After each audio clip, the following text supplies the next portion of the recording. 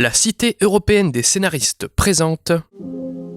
Bambi est certes dans le domaine public, mais il ne faut pas toucher du tout au personnage de Walt Disney. Donc il faut checker vraiment l'histoire originelle de Bambi et voir le film pour surtout ne pas se rapprocher. Et je vous garantis que si vous êtes en film animé, c'est pas évident. Le droit et le scénario.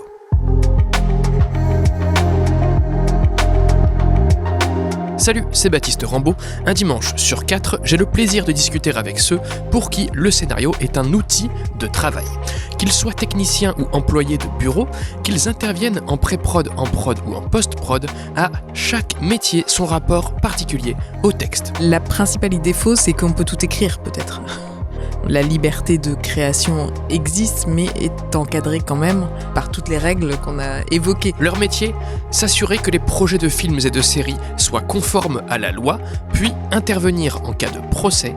Dans ce 19e numéro de l'émission, la parole est à 2 juristes, donc qui sont employés par des sociétés, 2 avocats, donc qui sont indépendants, et un expert judiciaire, auquel un juge peut se référer s'il désire un éclaircissement technique.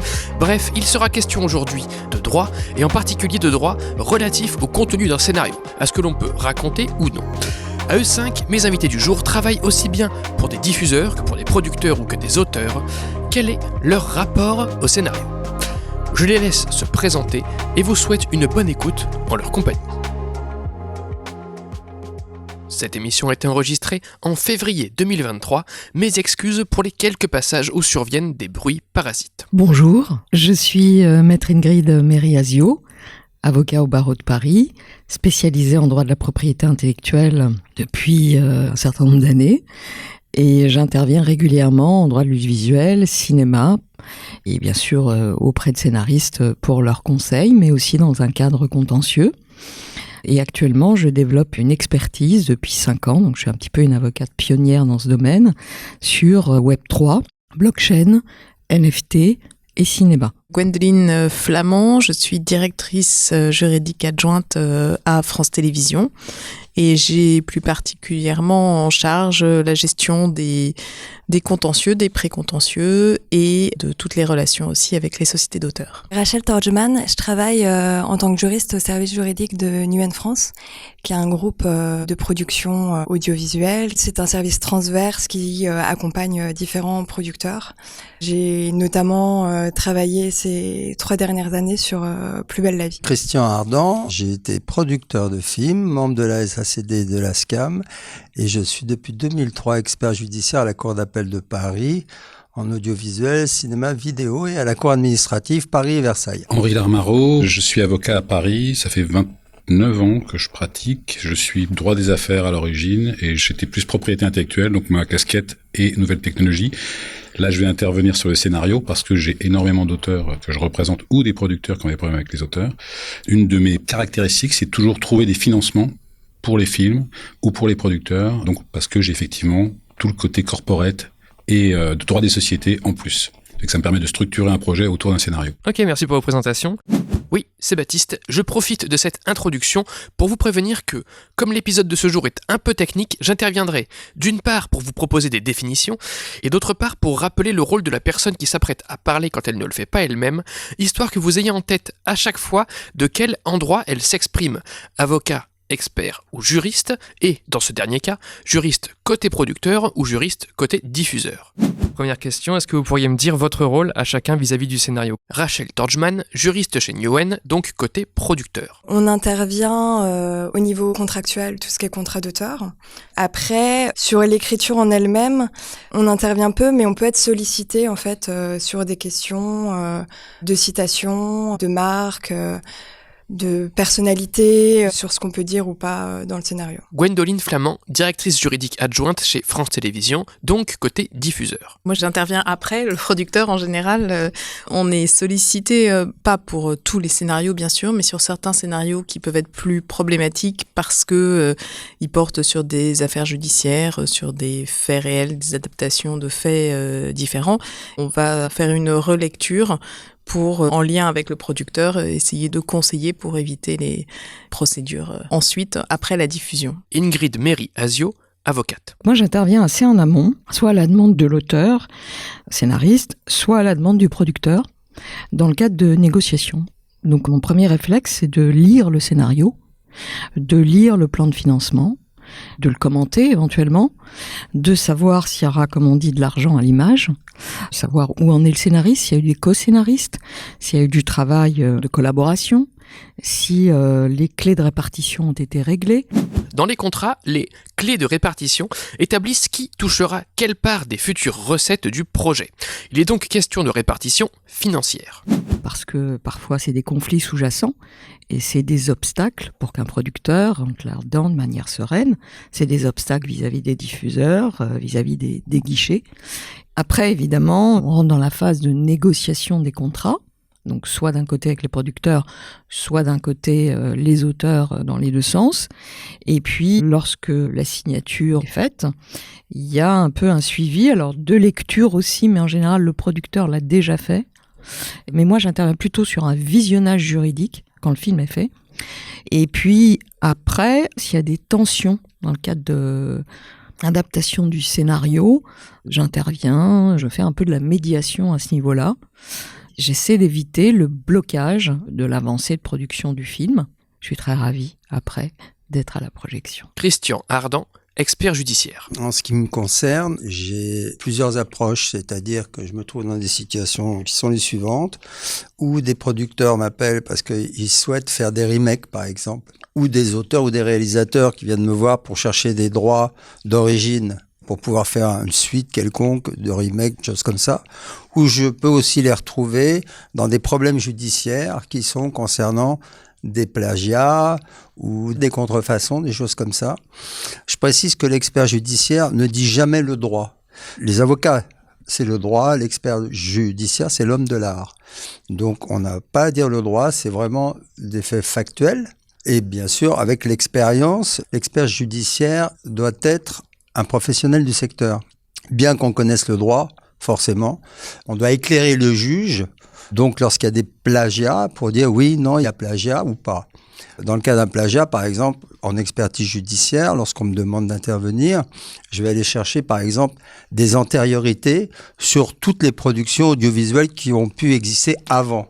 Parce que forcément, dans un script, il peut y avoir des situations qui ont déjà existé à plusieurs reprises dans des films antérieurs. Et d'un seul coup, l'auteur trouve qu'on lui a pris son idée dans le cadre d'un nouveau film, alors que ces idées-là, ces situations-là ont déjà existé. Henri Larmaro, avocat. Moi, je suis très proche de certains auteurs que je connais depuis très longtemps. Parfois, ils sont très connus. Et donc, c'est une histoire, c'est une rencontre. C'est-à-dire qu'en fait, ils m'envoient parfois leur pitch, ils m'envoient parfois juste leurs idées, ils me disent qu'est-ce que t'en penses, est-ce que tu peux valider ou trouver quelqu'un qui va valider le contexte. Est-ce qu'il y a déjà eu quelque chose d'écrit dessus ou je sais pas. Donc après, je connais des gens, un peu des documentalistes à qui je demande de regarder un petit peu. S'il existe déjà, parfois je vais même peut-être appeler Christian, dire est-ce que tu connais quelqu'un, puisque les experts judiciaires, quand ils regardent la contrefaçon, ils vont regarder qu'est-ce qui a déjà été fait. Et souvent, il y a beaucoup d'œuvres qui ont déjà existé, qui ont déjà traité de ces sujets. Je dis bien souvent, je dis pas toujours. Et après, c'est une articulation des scènes. Les films d'amour, il y en a plein. Les films policiers, il y en a plein. Après, comment c'est monté, comment c'est traité, c'est très subjectif. C'est comme, je sais plus, je crois que c'est Picasso, je sais plus lequel, qui disait si on ne devait voir la nature que sur une seule vérité, on ferait un seul tableau. Ça serait fini. Donc, la nature, on peut toujours la peindre. Même la même scène, c'est pareil. Donc, on a tout ce côté-là qui, moi, j'interviens un petit peu en amont là-dessus. Après, moi, j'interviens avec les auteurs, effectivement, un peu comme Ingrid Méry, c'est-à-dire, en fait, sur la médiation. Il y a 2 jours, une productrice disait moi j'estime que la V1, elle n'est pas aboutie, c'est pas écrit, puis ça c'est une scène qui me rappelle tel film, etc. Donc là, moi je représente l'auteur, je suis obligé d'aller discuter avec les auteurs pour qu'ils admettent quand même la critique. C'est pas toujours facile. Et de l'autre côté, avec la productrice, pour qu'elle admette quand même que ça pousse un peu loin. Donc on se retrouve là, finalement les paiements ont eu lieu, mais ça peut durer 8-15 jours, faut laisser un peu mariner, que les passions s'apaisent. Enfin, Ingrid Méry, tu me diras, c'est un travail un petit peu de coach, parce que nous on veut que le projet se fasse, on est content de voir le film fait, et on oublie tout, on est juste là, intermédiaire en tant qu'avocat, ou agent, peu importe, parce qu'on des fois on discute avec des agents, pour juste faire le tampon entre la relation producteur et auteur. Et des fois, quand je monte des financements, par exemple aux États-Unis, etc., on va signer un protocole sur un scénario. Et puis il se trouve qu'on va pas lever autant d'argent qu'on veut. Donc il va falloir réécrire le scénario. Et là, il va y avoir des discussions sur ce qu'on coupe pas. Et l'investisseur, est-ce qu'il va être d'accord sur les coupures, alors que c'est une autre histoire qu'il va avoir, ou une histoire différente. Donc là, il y a des vraies discussions. Et l'auteur intervient. Parce que bien sûr, un réalisateur ou un auteur veut que son histoire soit respectée.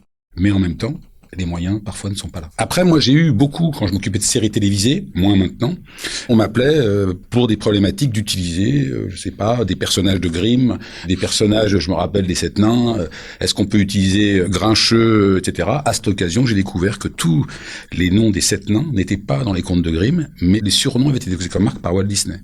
Donc aujourd'hui, les personnages de Grimm qui sont décrits sont pas protégés. Mais le nom, ce qu'il voulait faire, je crois que c'était dans une série, c'est protégé. Donc c'est ce genre de recherche que je faisais pour valider ces points qu'on me posait. On me disait, est-ce que c'est libre, est-ce que c'est pas libre, etc. Voilà. Et après, je fais du judiciaire, bien sûr. Alors, soit lorsqu'il y a un indélicat qui contrefait un de mes clients, soit un de mes clients qui n'a pas vu, ou qui parfois me dit, ah oui, je crois qu'on avait reçu, je sais pas, bref. Quels sont tous les problèmes, entre guillemets, juridiques que peut soulever le contenu d'un scénario ? Ils sont nombreux. Oui. Allons-y, déroulons-les. Alors, je commence. Diffamation, atteinte à la présomption d'innocence. Contrefaçon de marques ou d'éléments de propriété littéraire et artistique. Sur un plan plus réglementaire, il va y avoir tout ce qui est publicité clandestine. Ça va être présenter une marque dans un programme ou des services de manière assez complaisante qui laisse penser que le programme fait la publicité de cette marque ou de ce service ou d'une entreprise. Ça, c'est pour la télévision. Oui, Ok. pour la télé. Donc ça, c'est pas applicable au cinéma, par exemple. C'est que de la fiction de télévision où ça existe. C'est sous réserve du placement de produit pour la télévision. Parce que maintenant, il existe Oui. le placement de produit qui n'est pas la publicité clandestine. C'est des produits qui sont placés dans des séries, mais de manière très encadrée.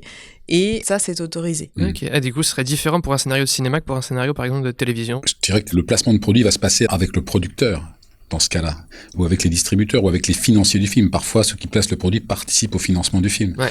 Quand ça passe à la télévision, sur France Télévisions, ça fait partie de l'œuvre de fiction. On ne considère pas que c'est du placement de produit. C'est très curieux. C'est comme ça. Je dirais que l'œuvre du visuel télé, elle est à part de l'œuvre produite en première destination pour le cinéma. Alors moi qui interviens aussi dans les cadres de négociations internationales, on a effectivement des films qui arrivent déjà avec des placements de produits assez importants. On connaît les James Bond avec leurs montres, leurs voitures, mais c'est de plus en plus fréquent dans les productions, y compris anglaises. Et là, je vois arriver des financements privés. Par exemple, dans le cadre des nouveaux financements blockchain ou NFT, des fonds ou des investisseurs crypto qui sont intéressés, donc purement des participations financières, et qui ont des demandes relatives à un certain nombre de personnalités privées, de marques, d'entreprises qui pourraient être mis en avant.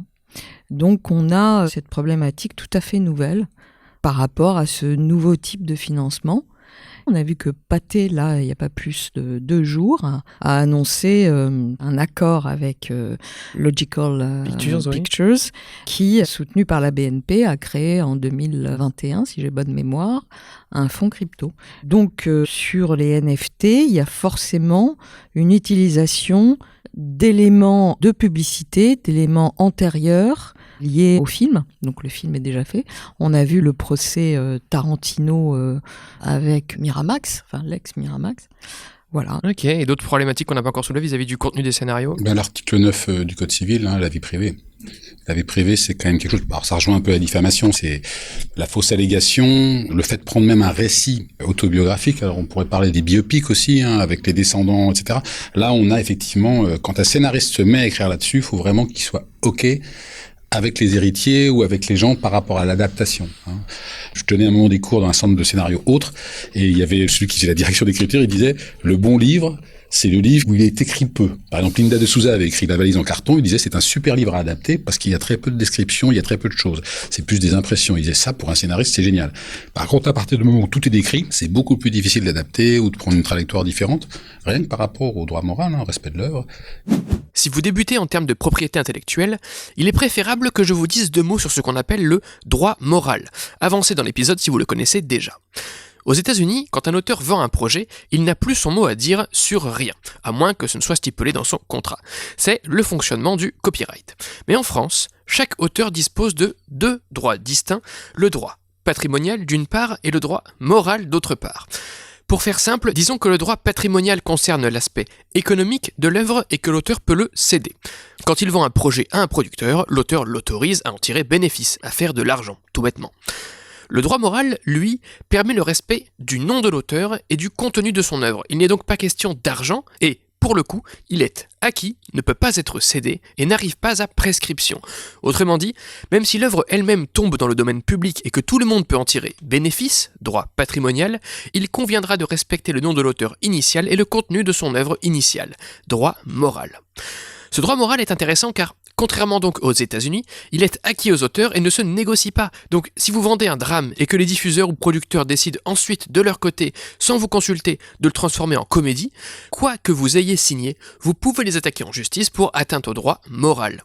Les droits patrimonial et moral se déclinent ainsi chacun en un certain nombre de sous-droits sur lesquels je vous invite à vous renseigner. Et en plus, quand c'est autobiographique, c'est la vie privée. La vie privée plus droit moral qui viennent se rencontrer sur ces sujets-là. Plus la vie privée des autres. Oui, Parce que la vie privée de l'auteur, à la limite, il écrit, mais la vie privée des autres, c'est quand même... Le problème est là. Ouais. Et c'est pour ça que lorsque des producteurs viennent me voir sur des sujets comme ça, je les invite à faire signer toutes les pages du script par tous les intervenants. Et il y a toutes les personnes qui sont citées dans le script.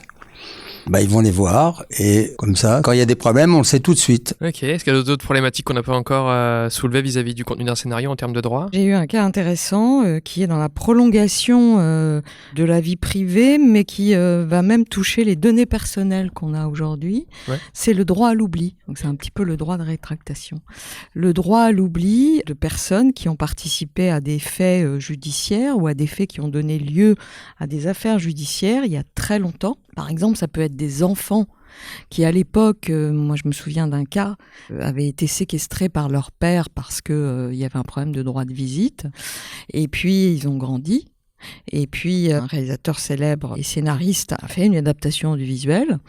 Et quand la petite fille devenue grande a eu vent de cette adaptation audiovisuelle, elle a demandé un visionnage auquel on a assisté, nous, en tant qu'avocats, et elle a fait connaître son opposition en disant « j'ai le droit à l'oubli et j'invoque un droit de dépasser ce traumatisme ». Son père s'était suicidé, il y avait eu une intervention du GIGN, et donc c'était vraiment une histoire traumatisante. Ça a fini en contentieux d'ailleurs. Pour les victimes, en fait, finalement, c'est le droit à l'oubli, vie privée, mais pour les personnes qui ont été condamnées, etc., pour l'instant, le droit à l'oubli n'est pas reconnu par la jurisprudence française. Donc, il n'y a pas vraiment de droit à l'oubli encore qui existe. Okay. Voilà. Après, pour les victimes, c'est vrai que c'est différent parce que ça rentre plus dans la vie privée.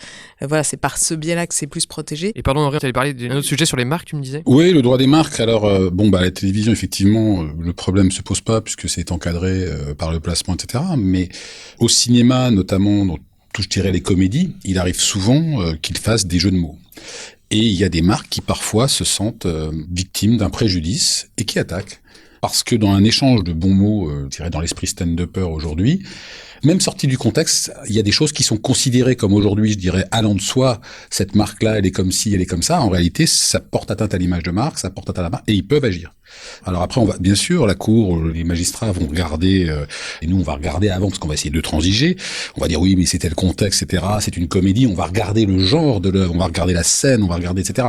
Mais si c'est un film sérieux et qu'à un moment il y a une phrase drôle ou ironique, entre guillemets, ça va être plus difficile à défendre que si c'est un film où ça tire sur tout le monde. Okay. Si c'est Borac, on aura moins de mal à ce que tout passe. Si c'est malheureusement une comédie mais dramatique, on aura un petit peu plus de mal. Donc, quand c'est dans une salle auprès de 200 personnes tous les soirs ou 1000, là ça reste, etc. Mais à partir du moment où c'est porté à l'écran, que c'est visible brusquement, là, les gens peuvent se réveiller. Et l'argumentation des marques que moi j'ai eu souvent en face de moi, c'est ce que disait Henri, l'atteinte à l'image de marque, mais allant vers une qualification très précise dans le code de la propriété intellectuelle, dans la partie marque, c'est le dénigrement. Surtout par rapport aux marques notoires. Par exemple, tu portes ton Chanel, tu penses qu'à ça. Des fois, ça peut susciter des réactions. Alors, bon, pas la phrase que j'ai dite. Et puis, le deuxième argument technique, c'est le risque de dégénérescence. C'est-à-dire, si on laisse utiliser la marque, même dans un contexte hors commerce, de manière trop fréquente, les concurrents, dans le cadre d'actions judiciaires pour faire tomber la validité de la marque, peuvent invoquer le risque de dégénérescence qui est prévu dans le Code de la propriété intellectuelle sur le livre 2, je crois. Même si Ingrid Méry a déjà bien expliqué la chose, je me permets de revenir sur ce risque de dégénérescence au cas où vous ne l'auriez pas tous bien saisi, car il n'est pas intuitif. En fait, on connaît tous ces marques devenues des mots communs, tels le thermos, frigidaire ou fermeture éclair. Sauf que là, le risque n'est pas qu'une marque ait peur qu'on la dénigre ou qu'on en fasse une promotion clandestine, cette fois le risque est qu'on les énonce si souvent pour désigner un objet commun que la marque se voit destituée de sa propriété intellectuelle. De fait, pour se prémunir, les marques en risque de dégénérescence, donc qu'on associe trop communément à leurs produits, s'assurent que, par exemple, les films et séries évitent de les citer comme des noms communs. Dans ce cas-là, la marque ne dit pas « attention de me respecter », elle dit tout simplement « attention, j'existe, je suis une marque et surtout, j'aimerais le rester ». Donc la marque va surveiller, oui. Okay. Par exemple, il y a une célèbre marque de bain à remous qui est très vigilante sur le fait d'utiliser... Je vais la citer, les jacuzzi par exemple. Ouais. C'est une marque. C'est utilisé couramment de manière assez générique. Pina Colada aussi, c'était dégénéré. Oui, ils font attention à l'utilisation, justement, à la citation. Post-it aussi, voilà. C'est une marque. Donc on peut pas dire dans une fiction, on va coller des post-it partout. Non. Ah bah ça c'est un truc intéressant que je savais pas ça. Ok. Et après pour compléter ce qui était dit, la citation de marque elle est possible aussi en audiovisuel au-delà du cadre du placement de produits. Il y a des tolérances en fait, c'est pas complètement interdit, il faut juste que ce soit pas récurrent, qu'il y ait pas de complaisance, qu'il y ait pas de dénigrement, que ce soit assez neutre, mais si c'est justifié par le scénario, on peut citer une marque. Ok, c'est pas on enlève toutes les marques forcément, quoi. Non. Quelles sont les principales idées fausses en matière de ce qu'on aurait le droit ou non de représenter en fiction ? En musique, j'ai toujours des gens qui me disent mais là de toute façon on peut utiliser X secondes, ouais. J'ai pas besoin et alors je sais plus, je crois que c'est 40, enfin on me sort toujours des chiffres et je suis toujours mais pas du tout, tu peux rien utiliser du tout. Tu dois demander l'autorisation. Alors après tu peux transformer le son. Mais il y a des tests de phase qui permettent de déterminer d'où vient l'enregistrement. Donc voilà, pareil sur les histoires de documentaires ou d'images d'archives. On me dit, j'ai les histoires de l'INA, j'ai des choses de l'INA, mais l'INA a le droit de mettre à disposition le support. Elle n'a pas les droits d'exploitation. Donc il y a des choses comme ça qui sont... Mais alors, j'ai des auteurs qui me disent, j'ai ça, etc. Voilà. J'avais un jour un documentariste qui est venu me voir, il était dans la villa de Saint-Paul-de-Vence, au moment où les Rolling Stones étaient en France. Il avait tourné l'album où ils ont écrit NG, je sais pas quoi, c'est très intéressant, ou Brown Sugar, je sais plus. Et il me disait, j'ai toutes ces bobines, qu'est-ce que j'en fais ? J'ai dit, il faut que t'appelles Mick Jagger, enfin celui qui dirige. En fait, il se trouve que le chanteur est aussi dirigeant de la société qui gère les droits des Stones. Et le gars lui a dit, écoute, je veux bien regarder, mais en gros, tu pourras rien en faire sans moi. Alors qu'il pensait vraiment pouvoir faire un documentaire parce qu'il avait été témoin de la création d'un album à un moment où les Rolling Stones... était quand même dans un état particulier. Donc c'est droit de support versus exploitation, c'est ça la différence. Voilà. Souvent le droit de support, les gens pensent que le droit de support, ou que c'est dans le domaine public, ils oublient le droit moral, il y a des choses comme ça. Pour compléter, effectivement, on a le problème des œuvres picturales. Donc il y a un accord avec la DAGP effectivement qui est signé. L'acronyme ADGP désigne la Société des auteurs dans les arts graphiques et plastiques.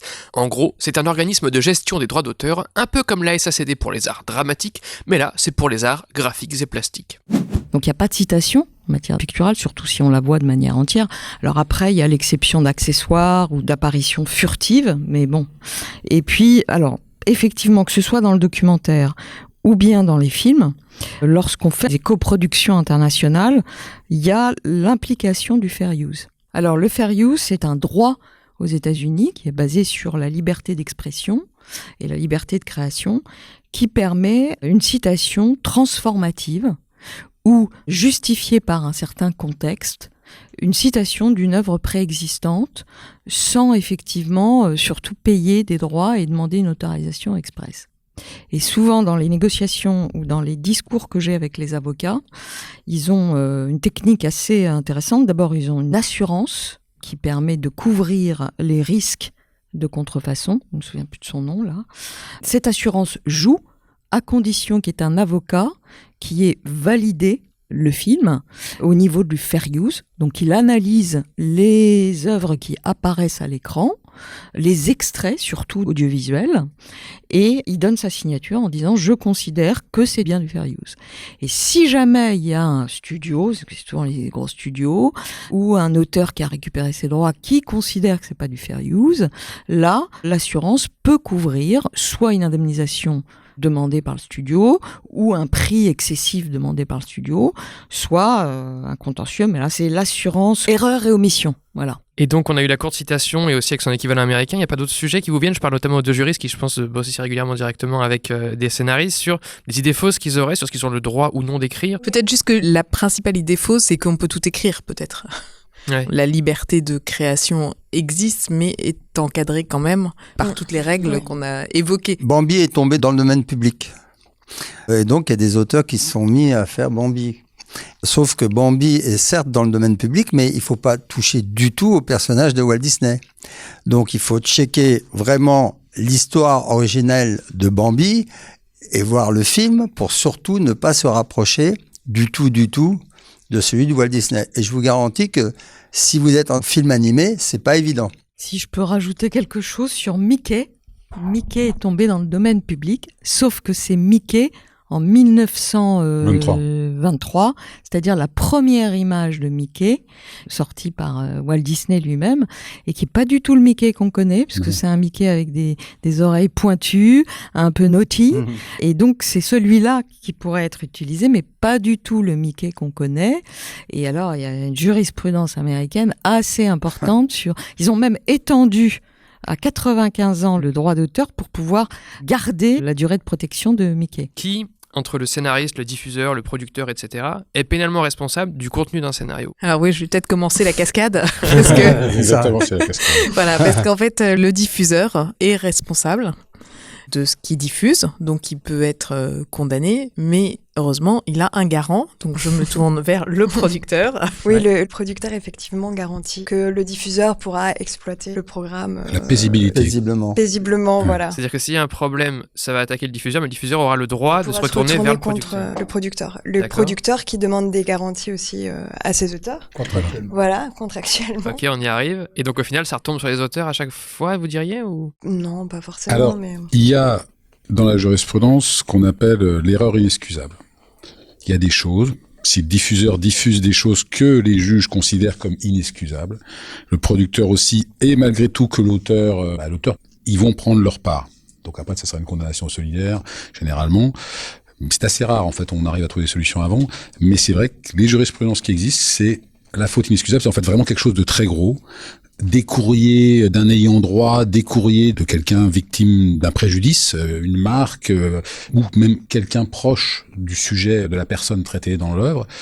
Et effectivement, là, s'il y a plein de courriers, etc., et que le film sort quand même, etc., c'est vraiment ce qu'on appelle la faute lourde en tant que juriste. Mais des fois, il y a des risques qui sont pris, justement, sciemment, pour faire le buzz.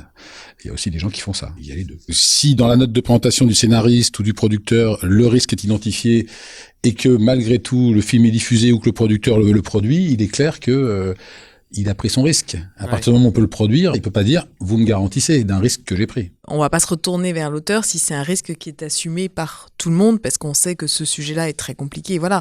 En revanche, effectivement, on va se retourner vers l'auteur si l'auteur est allé pomper une autre œuvre sans le dire, sans rien faire, etc. Voilà. À ce moment-là, il faut qu'il y ait une faute de l'auteur pour que, bien sûr, on se tourne vers lui. On va pas aller chercher un auteur pour quelque chose dont il n'est pas responsable. J'ai plaidé un cas où le producteur et l'auteur sont passés outre le désaccord de l'ayant droit, là en l'occurrence, je dois le dire, avec le soutien d'un gros syndicat, parce qu'ils avaient fait une consultation juridique auprès d'un professeur de droit. On était sur des éléments assez particuliers, une histoire d'une personne pendant un épisode de la Shoah, enfin de son passage dans un camp de concentration qui était en l'occurrence Auschwitz. L'auteur avait été voir l'ayant droit, lui avait présenté un scénario, et l'ayant droit a dit non, c'est absolument attentatoire à l'histoire qui avait été écrite. Bon, c'était le procès Charlotte Delbo contre France Télévisions. Donc il y avait un risque qui avait été assumé, alors pas tant par France Télévisions, mais surtout par le producteur, qui avait décidé de passer outre en disant l'histoire de Charlotte Delbo dans son ouvrage, qui était publié d'ailleurs par les éditions de Minuit, qui étaient à nos côtés. Cette histoire est racontée par plusieurs témoins. Ça n'est pas une histoire originale, c'est du domaine public. Il y a plusieurs témoins qui ont vécu l'épisode de Raisco, en fait, parce que les déportés étaient plutôt des déportés politiques, des déportés raciales. Et donc, elles avaient remonté une pièce de théâtre parce que Charlotte Delbo avait été avant-guerre l'assistante d'un grand metteur en scène qui s'appelait Louis Jouvet. Et donc, elle avait appris le texte par cœur et elle avait reconstruit avec ses co-détenus l'Avare à l'occasion de Noël. Et donc, un scénariste bien établi, je dois le dire, au sein de la SACD, qui à l'époque a été soutenu par la SACD, considérant que son nom suffisait à le considérer comme légitime. Et nous avions fait un audit par une universitaire qui est spécialiste dans la contrefaçon. Et alors moi, j'avais déjà fait 25 pages de comparaison et on en a fait après 50 et on avait des expressions entières qui avaient été reprises. Et Mordicus, l'auteur et le producteur, soutenaient qu'il n'avait aucune part de responsabilité. Les juges de première instance n'ont pas considéré nos arguments ni le tableau. En revanche, la Cour, elle, nous a complètement suivis et a condamné le diffuseur, donc France Télévisions, et l'auteur, mais je dois dire, c'est pour ça que je ne donne pas son nom, l'auteur n'était pas solvable. Et donc France Télévisions a assumé là, bien qu'il soit alors là au premier chef, l'auteur et le producteur, au premier chef responsable. Voilà. Et quelles sont, vous diriez, les principales craintes des producteurs ou des chaînes en termes de droit sur le contenu des scénarios ? C'est vrai que la contrefaçon d'une œuvre préexistante, c'est un risque que aucun producteur ou aucun diffuseur ne prendra jamais. Alors que c'est vrai que quelque chose de diffamatoire ou d'atteinte à la présomption d'innocence ou problème de vie privée, c'est des risques qui se mesurent plus et puis il peut y avoir un vrai intérêt historique, un intérêt général derrière à prendre peut-être des risques par rapport à la diffamation, la présomption d'innocence. Par rapport à la contrefaçon, ça n'a aucun intérêt de prendre ce risque-là. Et puis en termes d'image, c'est vrai que ça ne pardonne pas ni pour un auteur, ni pour un producteur, ni pour un diffuseur d'être contrefacteur. Moi, je pensais là des nouvelles d'un prix Nobel de littérature japonais. Je pensais au droit moral, parce que vous disiez le risque. J'ai donc un producteur qui conclut avec un distributeur et qui avant a signé, a acheté des droits de nouvelles, qui d'ailleurs ont eu le prix Nobel de littérature, celle-là, comme cet auteur. Et les Japonais sont des gens très très à cheval sur le droit moral. Donc il a dit, tu me payes, je crois, $90 000 quand même, à l'auteur. Bon, l'auteur a trouvé un financier, on a tout monté, etc. Donc ce type-là ne voulait pas que ses œuvres soient adaptées, cet auteur remarquable d'ailleurs. Et donc il a réussi à le convaincre, l'auteur a fait le voyage, etc. Mais il lui a signé un papier, l'agence américaine qui le représentait a signé un papier à dire « Je suis d'accord pour l'adaptation, sous réserve que je vois le film, et que je donne mon accord. » Donc jusqu'à ce que le film soit monté, et là c'est quand même un risque qu'on a pris. Alors, en gros, il lui a pas fait comme les codes d'Hollywood, cet auteur lui a pas dit, mais il lui dit, vous comprenez l'esprit de mon œuvre, vous comprenez ça. Ils ont beaucoup discuté. Et donc cet auteur, qui en plus a plusieurs cultures, franco-américano-hongrois, il a réalisateur et aussi dessinateur et tout, et scénariste et compositeur de la musique, enfin c'est vraiment un gars très très complet. Il a effectivement eu le souci de toujours discuter sur les scènes, etc. Donc c'était vraiment, mais c'est un coût par rapport au temps qu'il a passé, par rapport à ce qu'il était payé. Et là, on s'adresse aux auteurs. Attention, quand vous êtes dans quelque chose de très contraignant, les budgets des films et des scénarios, il y a des prix marchés. On ne peut pas payer plus cher parce qu'il y a un travail supplémentaire. En termes de droit, et surtout en termes de respect, d'analyse, de respect de ce genre de demande d'un auteur.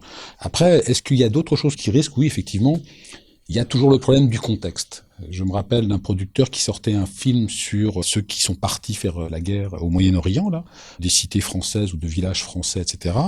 Et quand il est sorti, on a eu un classement du fait du contexte et des risques d'atteinte à l'ordre public, moins de 16. Alors que c'était un film pour tout public. Un classement moins de 16, ça fait pas du tout la même sortie salle, ni même par rapport aux chaînes, c'est pas la même heure de diffusion, c'est plutôt après 22, etc. Donc les cases de rémunération des auteurs, comme c'est plutôt 18, 22 où c'est rémunérateur parce que les espaces publicitaires sont achetés plus cher et donc c'est calculé là-dessus. Donc quand on se retrouve à 22 heures, c'est tout de suite moins intéressant et tout le modèle est remis en cause. Et c'est un classement qui a finalement été revu par le Conseil d'État, mais 5 ans plus tard, ou 3 ans plus tard, je sais plus. Donc le film était sorti. Donc là, on a eu un risque de contexte. Des fois, il y a des risques de contexte qu'on n'identifie pas au moment où on signe le film 3 ans avant. La question était, est-ce que ce film faisait l'apologie du terrorisme et des gens qui partaient, ou est-ce qu'il dénonçait ?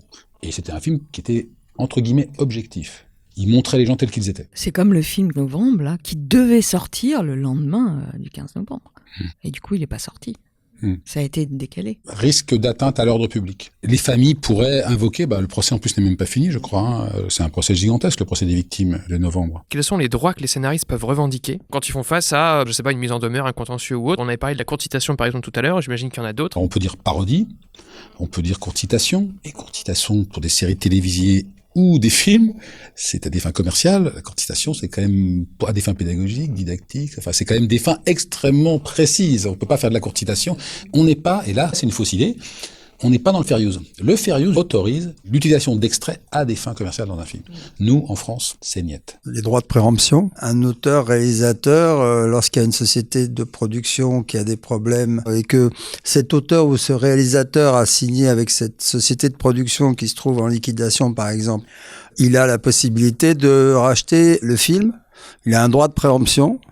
Les producteurs aussi, les coproducteurs ont aussi un droit de préemption, c'est même un droit de préférence. Mais les auteurs, réalisateurs ont un droit de préemption sur le film auquel ils ont participé en cas de liquidation judiciaire. Article 132.30 du Code de la propriété intellectuelle pour l'audiovisuel. Article 132.15 pour l'édition. J'en profite pour dire aussi qu'en cas de liquidation judiciaire, les auteurs, réalisateurs peuvent résilier leur contrat audiovisuel par simple courrier recommandé. C'est-à-dire, ils récupèrent leurs droits. En défense, la première chose qu'on demande à l'auteur, c'est effectivement comment il a diffusé son œuvre ou de quoi il s'est inspiré. En fait, les arguments en défense, c'est toujours les mêmes. C'est « je n'avais pas connaissance du scénario existant. Ouais. Est-ce que vous pouvez montrer que vous l'avez divulgué ?» C'est la cour, les tribunaux nous demandent toujours « est-ce qu'il avait connaissance, est-ce qu'il n'avait pas connaissance ?» Est-ce que ça a été diffusé? Parce qu'il y a ce qu'on appelle la rencontre fortuite. Ça veut dire que, effectivement, une histoire d'amour avec deux groupes opposés depuis des siècles, dont un homme, une femme ou deux hommes, deux femmes, peu importe, tombent amoureux, et ce qui est contradictoire avec les groupes dont ils sont issus, c'est les drames antiques, on n'a rien inventé.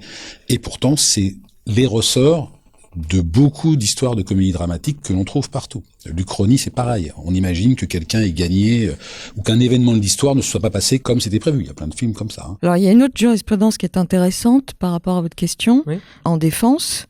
Qu'est-ce qu'on peut opposer par rapport au domaine public, c'est-à-dire des histoires qui sont connues finalement.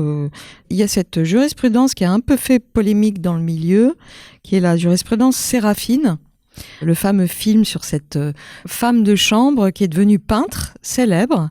Un réalisateur très connu, très correct, avait écrit un scénario, avait repris un scénario qui avait été au début écrit par quelqu'un. Et l'auteur de la biographie de Séraphine, qui était un historien, a indiqué que c'était une contrefaçon de son ouvrage littéraire purement historique. Donc la production a soulevé le fait que c'était une histoire un petit peu comme dans Delbo, mais là en disant qu'il y avait plusieurs biographies existantes, sauf que malheureusement, le diable est dans les détails. Et il avait repris une invention. C'est-à-dire, il y avait un creux dans l'histoire de Séraphine. Le biographe avait inventé une anecdote. Il avait comblé un trou dans l'histoire par une anecdote qu'il avait racontée, etc. Et on retrouvait exactement la même chose dans le scénario. Et donc, le tribunal ou la cour, je ne sais plus, a considéré que c'était une adaptation de la biographie qui aurait dû faire l'accord de l'éditeur et de l'auteur. Qu'est-ce qui vous plaît ou vous intéresse en particulier dans votre métier par rapport au scénario? Je suis fascinée quand je lis un scénario parce que je me dis mais comment est-ce qu'on peut avoir l'imagination d'écrire tout ça, de faire autant de pages. Moi qui suis juriste et peut-être pas très littéraire, ça m'intéresse beaucoup de lire un scénario et je suis un peu fascinée par ça. J'ai pas forcément l'occasion de lire finalement beaucoup de scénarios. Je suis plutôt amenée à lire des séquences ou des parties de scénarios, voilà. Globalement, moi, ce qui m'intéresse, c'est d'être dans le processus de la production, de la création d'un programme audiovisuel, ce que je trouve passionnant. Avant d'être un expert, je suis d'abord un cinéaste. J'adore ce métier, je le fais depuis 40 ans. J'ai produit une quinzaine de longs métrages, dont des biopics, puisque j'ai fait Hiver 54 sur l'abbé Pierre, mais aussi des remakes tels que Fanfan la Tulipe. Et j'ai eu le plaisir de travailler avec beaucoup d'auteurs. Et ce travail, cette chose-là, dont Madame Flamand faisait référence, à laquelle vous faisiez référence, c'est extra. Moi, ça m'émerveille sans arrêt. Même aujourd'hui, en tant que Mais expert judiciaire, je suis aussi, comme je vous le disais tout à l'heure, je donne des avis privés sur les choses et j'ai la chance d'avoir des relations toujours avec ces auteurs. Je pense que si j'avais pas ce monde-là, il y a longtemps que je serais passé à autre chose. Ouais, moi je crois qu'on se reconnaît dans les familles et que moi les auteurs, ça fait partie de ma famille, les auteurs, les artistes et comédiens. C'est clair que des fois on se sent pas très à l'aise. Je dis pas que je suis pas à l'aise chez les avocats, mais je suis très à l'aise avec ces personnes, dans leur façon de voir et surtout leur façon d'être créative. Alors effectivement, il y a des rebonds. Mais moi je note que quand on remonte à la surface. Mais je suis là aussi quand ils sont au fond. Okay. Donc, mais après, ce que j'aime bien, c'est vraiment quand on lit le scénario et qu'on va voir la projection, qu'on voit la diffusion, on est content pour eux, on est content pour toute l'équipe, quoi. C'est vraiment un village qui produit un film, hein, ou une petite ville des fois. L'aventure humaine, en fait, c'est ça. Là. Exactement. Le bébé est né. Ouais. Les autres, ce que vous préférez dans votre travail auprès du scénario? Ah bah moi j'adore. C'est même une des choses qui me fait continuer ce métier. D'abord, je lis tout le temps les scénarios, y compris pour négocier le budget. Parfois, je fais même une fiche de lecture. Artistique stratégique. Alors, par contre, à titre personnel, et surtout en tant que cinéphile, j'adore examiner les adaptations audiovisuelles des ouvrages. Donc là, par exemple, il y avait Le Bal des Folles. Oui. J'ai lu le livre et j'ai vu l'adaptation audiovisuelle et j'ai trouvé ça très intéressant. Le Patient anglais, qui est un de mes films favoris, j'ai dû le voir 18 fois. J'ai lu le livre et j'ai vu l'adaptation qui était beaucoup plus romanesque et intéressante. Même chose pour Un héros très discret, film avec Mathieu Kassovitz. Mais plus pour le côté artistique dans la passation que dans le côté juridique finalement. Si, dans le côté juridique, quand je suis confrontée au droit moral, il y a deux attitudes. Soit il livre son œuvre et c'est plus son bébé, entre guillemets, et il laisse la possibilité d'être adapté, il laisse la créativité du scénariste et du réalisateur après. Ou alors, il y en a qui sont très inquiets et qui s'accrochent à certains éléments et même qui ne veulent pas qu'il y ait une adaptation au titre du droit moral. Et donc, dans les contrats, on prévoit un peu une clause classique. Alors des fois, moi j'en ai mis d'autres, mais la clause, c'est que dans ce cas-là, l'auteur est quand même payé parce qu'il y a quand même eu un avaloir, etc. Le producteur a quand même produit un film, donc on sait qu'un film moyen, c'est quand même 3-4 millions. Il y a quand même eu des investissements, et donc l'auteur et l'éditeur renoncent à faire connaître le titre du livre si vraiment ils considèrent qu'il y a une atteinte au droit moral. Je ne sais pas si vous avez d'autres solutions, mais c'est un peu ce qu'on met dans les contrats pour éviter qu'il y ait des blocages de diffusion, quoi. On a vu le cas aussi pour le film sur Lucie Aubrac, où le film en lui-même ne lui plaisant pas. Il y avait un commentaire à la fin du film disant que c'était une belle œuvre, mais que ça ne retenait pas son approbation. C'était plus mesuré que ça, hein, okay. Parce que les résistants sont pas des gens va-t-en-guerre, mais elle voulait quand même que les gens ne croient pas que ce qui était là à l'écran était ce qu'elle avait vécu. Juste une petite parenthèse, il y a une série qui s'appelle The Offer, qui est actuellement sur Paramount, et qui est ni plus ni moins 10 épisodes sur comment le Parrain a été produit. Il faut voir ça, parce que ça résume un peu tout ce qu'on s'est dit là. C'est-à-dire qu'on rentre dans la vie du producteur du Parrain, des relations qu'il a eues et avec la compagnie qui finançait les studios Paramount, et la mafia, et les acteurs, les histoires avec Steve McQueen intimes, etc., etc. Et là, je pense qu'au niveau des droits aux personnes, c'est vraiment il faut voir ce truc-là. À l'inverse, maintenant, qu'est-ce que vous trouvez le plus difficile dans votre travail auprès du scénario? Moi, je sais que je peux avoir le sentiment d'être une empêcheuse de tourner en rond quand on me pose des questions sur ce que peut faire l'auteur, et d'émettre des réserves et d'avoir le mauvais rôle. Oui, d'avoir le mauvais rôle et d'avoir l'impression de brider l'auteur dans sa liberté artistique, on va dire. Mais les échanges entre les producteurs et les auteurs ou les réalisateurs sont très positifs si ils sont toujours dans l'intérêt du film qu'on veut faire. Je dirais un peu comme Rachel, mais plus finalement d'être peut-être incompris par l'auteur, que parfois des situations peuvent se bloquer parce que ça se raidit d'un côté et de l'autre, et comme disait Monsieur Ardant, on peut trouver des accords, mais quand les situations se raidissent pour des questions peut-être humaines, et voilà, on trouve ça dommage. Pour citer Camus, je dirais qu'il y a des veuves abusifs et des orphelins féroces. Donc, ce qui veut dire qu'il y a des auteurs, bien que le droit d'auteur soit construit absolument avec une conception personnaliste et protectrice, il y a des auteurs qui ont un ego démesuré, il y a des auteurs qui ont des approches psychologiques irrationnelles, Et il y a parfois des rapports de force entre les auteurs et les producteurs qui sont absolument ingérables. J'y ai passé beaucoup de temps sur des dossiers, je suis arrivée à dénouer, mais parfois il y a des blocages où on n'arrive plus, quoi. Alors comme disait Henri, il faut laisser parfois le temps passer, sauf que le temps c'est de l'argent, et que quand il y a un film en cours, c'est compliqué, et que quand il y a l'un des auteurs qui considère que le film est son bébé, il va vouloir se libérer du producteur, donc là commence un bras de fer judiciaire, faut le dire, où on perd beaucoup de temps. Alors, il peut y avoir des saisines de commissions de la SACD, l'intervention de diffuseurs qui essaient de calmer le jeu en disant attendez, c'est un peu votre réputation, si vous trouvez pas un accord, on ne sait pas si on misera sur votre prochain film parce que vous êtes ingérable. Enfin, il faut le dire, c'est un petit peu ça. Et voilà, l'idée, c'est vraiment de sortir le Mikado ou de dénouer le nœud pour y arriver, quoi. Et puis après, il y a même soit des auteurs qui s'en prennent à l'avocat, quoi. On nous met tout sur le dos parce qu'on veut pas assumer le fait qu'on est impossible à vivre. Ok. Je rejoindrais, c'est vrai que cet empêcheur de tourner en rond, c'est l'avocat, mais comme j'explique à mes clients auteurs, c'est moi qui vais aller voir le producteur, qui va y discuter. Toi, tu parles de l'artistique, moi, je vais aller discuter avec lui. Donc, souvent, d'ailleurs, le producteur, il me dit, mais c'est pas ce qu'il m'a dit à la réunion. Je dis, mais moi, je suis là pour te parler des choses dont il ne veut pas te parler. Donc, l'argent, les délais de paiement, le fait que tu dises que c'est un torchon, un certain nombre de mots que tu as utilisés, ils fulminent. J'entends que tu veux pas t'excuser. J'entends que personne ne veut s'excuser. Alors, que fait-on? Et après, c'est un peu ce qu'a dit Ingrid Miry, c'est-à-dire en fait, on est un petit peu intermédiaire. Le plus gênant, c'est quand il y a la pression de tout le monde. Sur les coproductions internationales, des fois, il arrive que c'est le tournage qui se passe, je sais pas où, en Argentine, je sais pas où. Il y a le décalage horaire, il faut régler, et parfois, il faut prendre l'avion. Avec les producteurs, avec tout le monde, pour aller discuter dans un endroit improbable des choses, et parfois, c'est deux artistes qui peuvent pas se parler sur le tournage, on sait pas pourquoi. Ils vident 2 bouteilles, 4 bouteilles, 5 bouteilles, j'en sais je sais pas ce qu'ils prennent, et tout va mieux. En tout cas, a priori.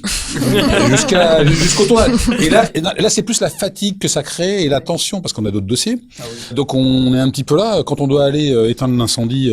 Ça, c'est la partie, je dirais, en avançant en âge, je dois reconnaître. Donc, j'ai plus de mal à récupérer que si je peux l'éviter, je l'évite. Est-ce que vous auriez en tête une œuvre, donc film ou série, qui aurait joué créativement d'une limite juridique? Toutes les séries ou les films qui sont faits sur les faits divers, petit à petit, font avancer la jurisprudence. Certains sont condamnés, donc sont allés trop loin.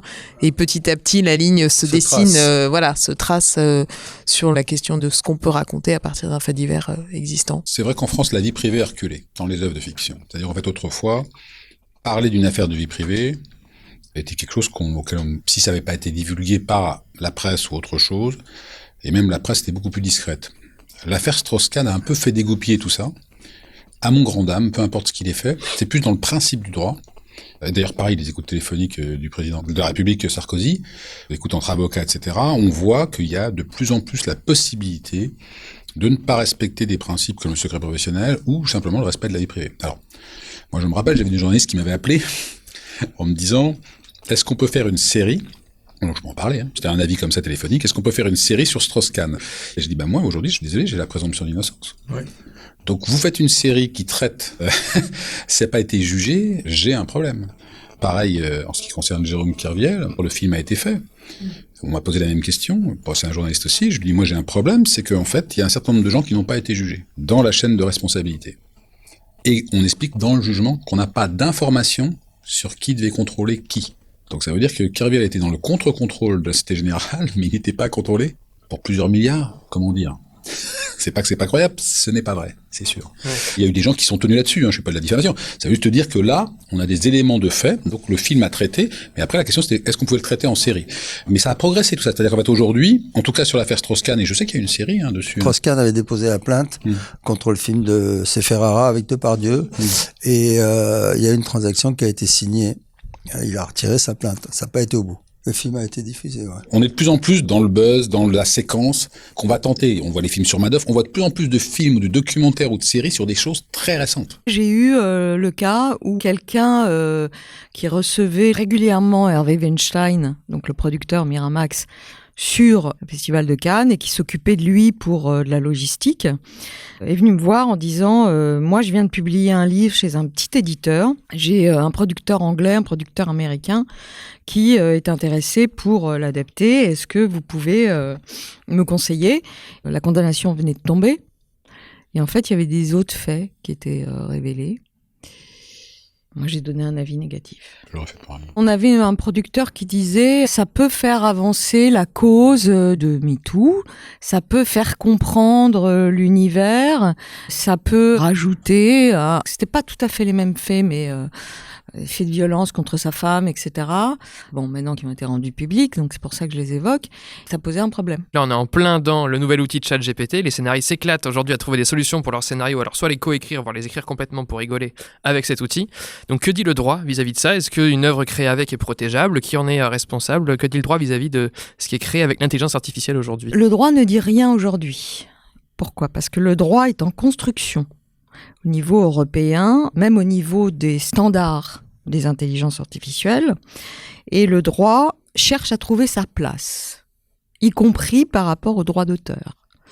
Donc je vais faire bientôt une conférence là-dessus avec professeur Alexandra Bensamoun qui a rendu le premier rapport du Conseil supérieur de la propriété littéraire artistique sur IA et droit d'auteur. Donc on a une mine là-dedans de réflexion sur est-ce que, donc là en l'occurrence un scénario qui serait écrit par une intelligence artificielle serait protégeable au titre du droit d'auteur.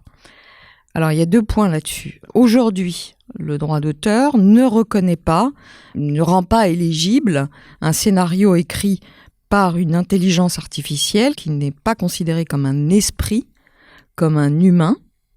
Et donc cette machine qui intervient, j'insiste, à 100%, ou avec une intervention minoritaire, finalement, on pose la question. Est-ce que tu peux m'écrire un scénario avec tel et tel élément, tel et tel personnage, etc. Et puis en 8 secondes, on a alors un scénario de X pages, etc. Donc, ce scénario-là, a priori, n'est pas éligible au droit de la propriété intellectuelle quant à l'auteur qui ne pourrait pas faire œuvre d'une œuvre originale, qui ne pourrait pas mettre l'empreinte de sa personnalité, qui ne pourrait pas justifier d'efforts indépendants et créatifs. Tout ça, c'est les critères de la jurisprudence. Et même aux États-Unis, on a refusé le dépôt au copyright d'une œuvre écrite par l'IA. Getty Images a refusé les photographies créées par Midjourney. Midjourney. Donc il y a une position aujourd'hui, en ce qui concerne le droit d'auteur, de mise à l'écart, je l'allais dire. C'est pas évident que dans l'avenir, ce soit la même chose. Et puis le problème, c'est comment identifier le fait que c'est une IA qui écrit en tout ou partie un élément ou la totalité du scénario. Alors aujourd'hui, avec ChatGPT, d'un point de vue littéraire, on a une écriture assez lisse. Pas stylistique ou artistique. Pas stylistique, pas beaucoup de créativité, pas beaucoup d'imagination, ou parfois des choses qui n'ont absolument pas, qui sont pas cohérentes. Maintenant, on a une évolution de l'AI en face qui va très très vite. Je ne sais pas ce que ça va donner sur l'écriture scénaristique. On pourra toujours identifier derrière. Alors, Google a beaucoup d'imagination. Il vient de sortir un autre moteur de recherche qui est capable d'identifier si on écrit avec une AI ou pas. Donc là, c'est le serpent qui se mord la queue. Mais alors, ils disent, non, cette AI, elle est quand même pas fiable. Elle est fiable qu'à 30%. Est-ce que c'est fini pour les auteurs qui veulent avoir un scénario rapide? Ou pourquoi pas demander à l'algorithme de mettre des scénarios qui ont fait des succès? Et donc, quand on nourrit l'algorithme avec des éléments qui sont identifiés, alors ça pose le problème de la nourriture de l'AI, parce que c'est des œuvres antérieures. Donc du plagiat, de l'antécédent. Eh ben, c'est une contrefaçon. Et donc la nourriture de l'AI, qui serait des œuvres existantes, serait elle-même une contrefaçon. Donc comment remonter à cette matière première qui vient nourrir l'AI? Donc voilà, on a vraiment un panel de questions assez complexes. On a une attaque en règle quand même, puisque l'action des différents ayants droit américains et surtout canadiens contre je ne sais plus quelle plateforme, etc. On a d'un côté les ayants droit qui disent la source retraitée en algorithme reste la source et vous n'avez pas l'autorisation de le traiter en algorithme pour que ça soit utilisé avec les finalités. C'est des sessions de droit classiques, représentation, reproduction, adaptation, tout ce qu'on veut. Okay. Rien n'a été cédé. Et eux en face, ils disent mais nous ce qu'on vend c'est des algorithmes. Mais ils oublient de dire qu'ils se sont servis du pétrole des œuvres existantes entre guillemets. Maintenant, celui qui programme l'intelligence artificielle, est-ce qu'il ne devient pas quelque part auteur ou co-auteur? Je ne sais pas, ça sera les avocats et les professeurs qui vont y réfléchir. Surtout que les CGV de Google AI, elles sont contradictoires. Entre le contenu nous appartient et on vous cède le contenu. Je pense qu'on va rajouter tous dans nos contrats, dans les garanties, et je pense que les chaînes feront aussi, les producteurs aussi, vous n'avez pas utilisé l'intelligence artificielle pour écrire le scénario. Parce que sans ça prive de droit, toute la chaîne de droit explose.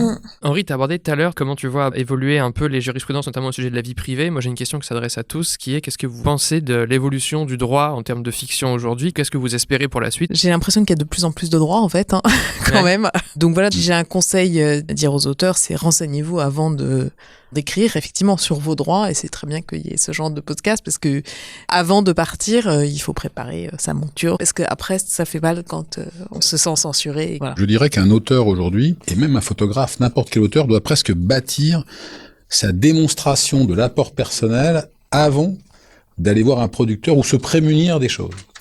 Parce que, effectivement, des histoires d'amour, des polars, des films d'aventure, des films d'heroic fantasy, il y a eu tellement d'écrits aujourd'hui, il y a une telle masse d'écrits, qu'il faut vraiment, quelque part, en tant qu'auteur, avoir une connaissance de toutes les antériorités ou d'une bonne partie pour pouvoir dire « j'écris comme ça » et se préparer à voir surgir quelque chose. En tant qu'expert judiciaire, j'essaye d'être un facilitateur entre les avocats, leurs clients, c'est-à-dire le côté artistique et la justice. On parlait des juges, les experts sont là pour éclairer le juge. Il y a plusieurs façons de les éclairer. On peut les éclairer de façon simple sur une situation, et puis on peut les éclairer avec un peu plus. C'est-à-dire, on peut suggérer une voie, surtout si l'avocat en face, enfin celui qui représente les auteurs, a parlé avec l'expert, on a trouvé une solution ensemble, on essaye ensemble de le proposer au juge, et c'est vrai que le juge va suivre, dans 80% des cas, va suivre l'avis de l'expert. Okay. Quand je dis les avocats, ça peut être aussi avec les diffuseurs ou avec les gens qui ont des problèmes entre eux par rapport à la justice. L'expert est là aussi pour être un facilitateur. Oui, le rôle de juriste, je le vois aussi un peu comme ce rôle de facilitateur, en fait. Du coup, je suis plus du côté producteur, donc moi, je vais plus faire des fois un travail de pédagogie aussi sur des questions d'écriture et d'essayer de dénouer en amont des situations qui pourraient devenir complexes. Et voilà. Moi, je dirais que la problématique juridique essentielle, c'est la démonstration de l'originalité, donc des étapes de construction d'un scénario, surtout quand le scénario est écrit à plusieurs mains. Pourquoi ? Parce que à la fin, on se trouve avec un problème qui est la répartition des droits. On fait ça en bonne intelligence au départ. En général, on est très très enthousiaste, on y va. Et à la fin, quand il commence à avoir un peu d'argent, que le film se fait, là, les problèmes de clés de répartition et de négociation avec la Valoir. Je profite de ce passage pour vous proposer un petit instant prévention. Si vous travaillez en coécriture sur un projet qui n'a pas encore de producteur, il existe un modèle de convention initiale entre auteurs, document proposé par une fédération d'associations et syndicats de scénaristes, permettant à vous et à vos co-auteurs d'officialiser d'entrée de jeu entre vous qui a créé le projet et qui touchera quelle part des revenus en cas d'option d'un producteur ou d'aide à l'écriture ou par exemple de récompense financière d'un concours. Ce modèle de convention est d'ailleurs accompagné d'un modèle d'avenant, lequel vous permettra par la suite d'ajuster la répartition initialement établie. Je vous mets le lien en description si ça vous intéresse. Donc qui a écrit quoi ? Comment on fait pour établir le contenu, les échanges ? C'est interminable. Des fois, il y a des milliers de mails qui sont échangés. Alors moi, j'avoue que avec la blockchain, je trouve qu'on a un système d'horodatage pas cher, parce qu'on ne va pas aller déposer auprès de la SACD tous les étapes. Mais là, on aurait un système, d'identification du contenu, il suffit de l'adosser à un NFT, et des étapes. On pourrait horodater chaque étape qu'on a de manière très simple. Ça coûte pas cher du tout, ça coûte les frais de gaz, donc les frais de fonctionnement de la blockchain. Appel aux startups. Okay. En tout cas, moi, je suis convaincue qu'il y a un pont entre cinéma et blockchain. Et d'ailleurs, à la NFT Factory, vous serez invité avec plaisir. On va faire, avant le Festival de Cannes, une conférence sur les ponts entre NFT, blockchain et cinéma. Ok. Alors qu'aux États-Unis, je crois, pour revenir sur ce que tu pointais à la base, ils ont un système avec un syndicat qui va, je crois, relire plein de versions. Enfin, tout est beaucoup plus encadré sur qui a écrit quoi, justement. Alors qu'en France, il y a moins, c'est une institution comme ça. Donc, ouais, peut-être que la NFT pourrait être une solution dans le droit français, j'imagine, là-dedans. Ma dernière question, qui est une question rituelle que je pose à chaque fois, c'est si vous aviez un message à faire passer à la communauté des scénaristes, ce serait quoi ? J'aimerais qu'outre le travail, qu'il y ait un vrai travail sur le sujet de contexte, pour qu'ils puissent se décaler. Simplement, c'est Bowie qui disait « J'espère avoir contribué dans le milieu dans lequel je suis né, la culture où je suis né, à ajouter un tout petit peu. » Eh ben, je pense que l'auteur devrait avoir aussi cette conscience-là. C'est-à-dire, en fait, qu'il est en train d'ajouter quelque chose. L'écriture n'est pas libre, mais surtout qu'il doit ajouter. C'est ça, l'originalité. Il y a son apport personnel, mais il y a aussi ce qui existe. Moi, si vous permettez, ça va être afin de pouvoir avoir une relation de confiance et tranquille avec les diffuseurs ou les producteurs, il faut absolument que les auteurs s'entourent d'avocats, de conseils. Parce que je sais qu'ils ont toujours cette chose-là au fond d'eux, où c'est leur bébé, etc. Donc il faut que leur bébé soit archi sécurisé. Et plus ils seront sécurisés de ce côté-là, plus ils échangeront facilement, quelque part d'égal à égal, avec le diffuseur ou le producteur. Informez-vous pour ne plus avoir de doutes et surtout pour ne plus nourrir de fantasmes. Voilà. Ou bien de paranoïa. Informez-vous de ce que vous apporte le droit, des limites du droit, parce que finalement, être cadré par l'environnement juridique, c'est pouvoir parler avec son producteur, c'est pouvoir savoir ce qu'un avocat va vous apporter. Même si on est formé et informé, ça bouge. Donc restez informés. Il y a les sociétés d'auteurs qui font très bien leur travail là-dessus. Évidemment, les avocats qui suivent les évolutions. Bah oui, on plaide pour notre maison. Anticiper, j'ai envie de dire, voilà. Je pense que les situations qui sont mal préparées ont du mal à s'arranger après. Et surtout, ne pas laisser pourrir les situations. On voit bien, nous, quand ça nous arrive, les situations conflictuelles ont commencé depuis très longtemps, ont un peu pourri, et après, ça ne s'arrange pas. Voilà. Merci à tous pour vos réponses. Merci à vous. Merci. Le droit et le scénario, c'est terminé. Merci encore à Ingrid Méry, Christian, Rachel, Henri et Gwendoline pour leur participation. Merci à la Bibliothèque du cinéma François Truffaut pour l'accueil de l'enregistrement. Et bien sûr, merci à vous pour votre écoute. Abonnez-vous au podcast pour ne manquer aucun épisode. Partagez-le autour de vous s'il vous a plu. Et pour le soutenir, je vous invite à laisser 5 étoiles sur Apple Podcast et sur Spotify, s'il vous plaît. Et le scénario est une émission proposée et montée par moi-même qui vous donne rendez-vous dans 4 semaines pour le prochain numéro. D'ici là, n'oublions pas, le scénario n'est pas une œuvre d'art, mais une invitation à collaborer sur une œuvre d'art. Paul Schrader. À bientôt.